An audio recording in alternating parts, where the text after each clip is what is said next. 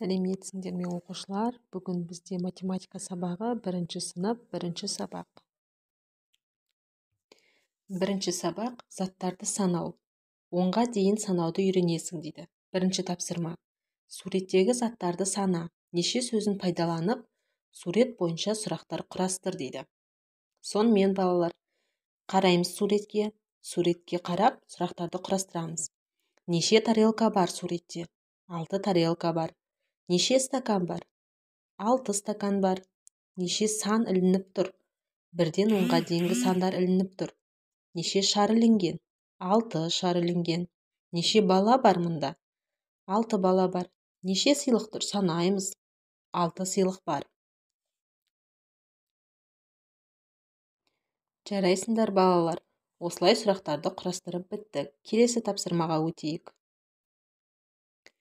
Екінші тапсырма. Нүктелер мен саусақтар қандай сандарды көрсетіп тұр? Осы сандардың жазылуын карточкалардан көрсет. Сандарды тура және кері ретпен ата дейді. Сонымен суретке қараймыз. Міне, бірінші суретімізде бір саусақты көрсетіп тұр және бір нүкте. Бұл деген 1 деген сан. Екінші суретте 2 саусақ, 2 нүкте. Ол 2. Үшінші суретте 3 саусақ, 3 нүкте. Ал 4-ші суретте 4 саусақты және 4 нүкте көрсетіліп тұр. Бұл деген 4 саны. Осылайша 10-ға дейінгі сандарды көрсетіліп тұр. Сонымен сандарды тура және кері ретпен ата дейді. Сандарды атаймыз. Бірінші тура ретпен атаймыз. 1, 2, 3, 4, 5, 6, 7, 8, 9, 10.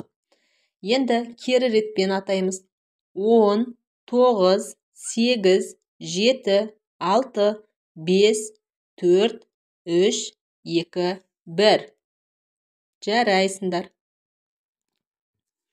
Есіңде сақта дейді. Цифр санды жазуға арналған таңба. Ал сан санаудың немесе өлшеудің нәтижесі дейді. Так, енді үшінші тапсырма.